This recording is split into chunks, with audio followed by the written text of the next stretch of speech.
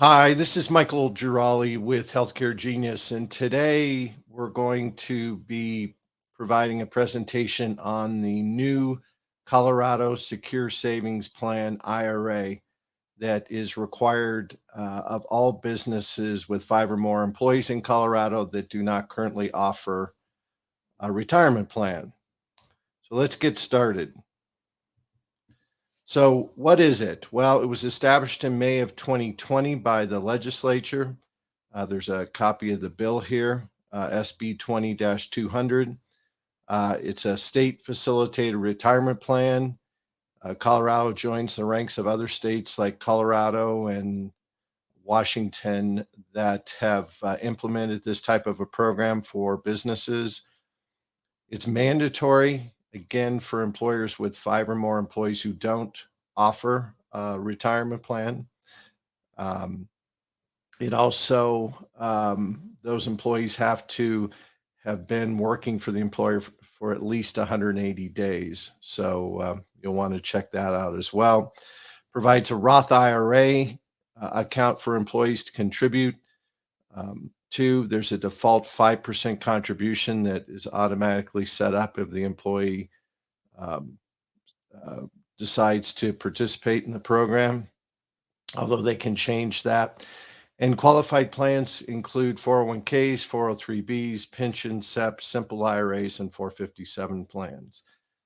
Now, the reason that this program was set up was back in 2019, a study was done in Colorado, and it was found that roughly 40% of businesses did not offer a plan, and this impacted not quite a million employees. So that was some of the reasoning behind setting this up. So, how does it work? Well, again, an employer who does not currently sponsor a plan is going to need to register on the state website. There's a link that will be at the bottom of this video on YouTube, and you can click on that link and go there from a registration standpoint. Um, if you do sponsor a qualified retirement plan, one of the ones that we just mentioned, then you can go in and exempt your business from having to participate. The deadlines for registration are employers with 50 or more employees, March 15th. So that's coming up right up of 2023. Employers with 15 to 49, it's May 15th, and 5 to 14, it's June 30th. So when does an employee qualify? Well, they qualify if they're at least 18 years old and they've earned taxable wages from a Colorado business for at least 180 days.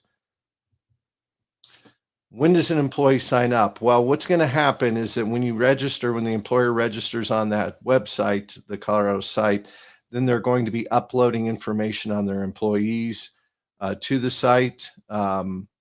And then if the employee chooses to do nothing, they'll be automatically enrolled at that 5%. Their first contributions will be put into a default investment, which is the Capital Preservation Fund. And then after 30 days, those deposits will move over to a target fund, date fund that's based on the employee's age. An employee can also customize their account by going in online and setting that up where they can choose the amount of the deferral they want to make, as well as the investments they would like to participate in. So, what are the costs, fees, and obligations to an employer? Well, an employer, there's really no cost for the program. They only have to withhold the contribution. So there is that piece of it they're going to have to withhold through their payroll system or QuickBooks or however they do payroll. They'll have to withhold those contributions that the employee elects, or if again the employee does nothing, that default 5%, and then they'll have to transmit that to the state on a per pay period basis. There's no fiduciary liability, and the employer is not responsible for educating the employee about the fund choices. From an employee perspective, there are some fees based on in the program. There's a $22 account fee, and then the investments have a maximum of 0.32% annual asset fee. based on every $100.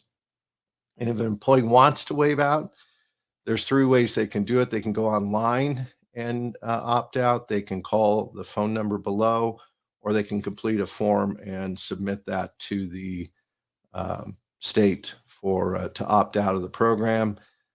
If it's after 30 days, what's going to happen is that if they opt out, they'll have to do those same reasons, and then the state will notify the employer to stop withholding contributions. So the employer steps, well, again, you need to register or exempt out of the program. So that's the first piece of it. Then you're going to upload your employee's payroll information and submit your savings contributions levels. If you have a payroll administrator, you can also make them an admin in the portal, or a bookkeeper, teammate, somebody else to do that. And then just make sure that your records are up to date, including submitting your payroll details every pay period and making sure that the staff list is up to date. So those are really the three key steps. Now, again, if you're an employer without a plan currently, you may want to be looking at setting up your own plan, 401k or 403b. And the reason for that is Secure 2.0. This was passed by Congress in the end of December of 2022.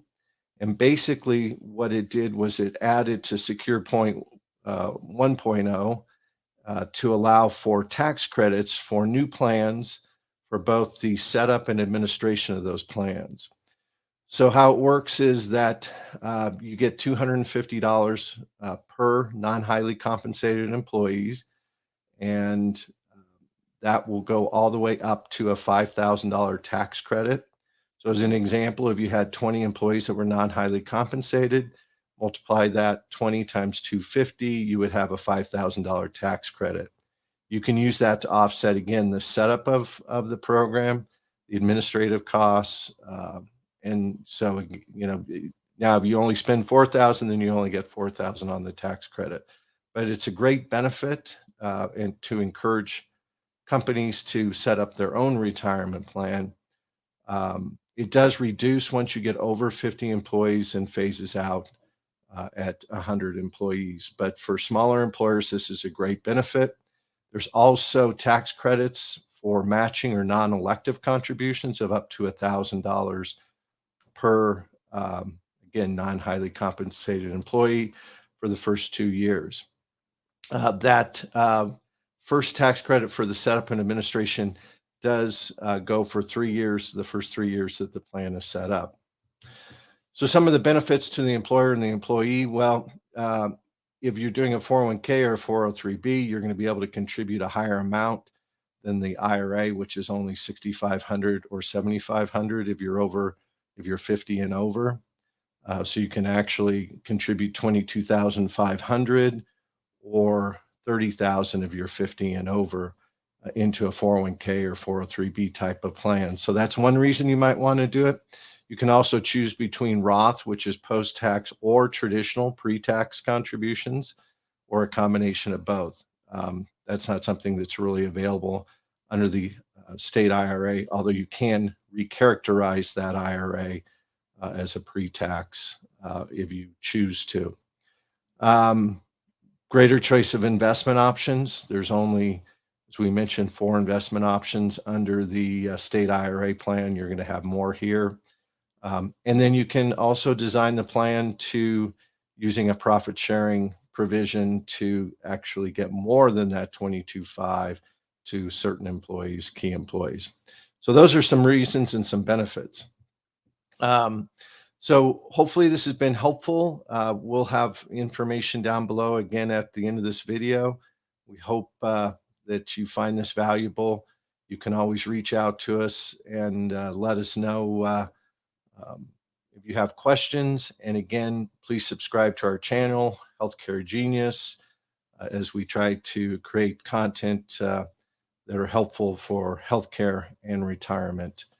Thank you, Michael Girali again. Have a great day.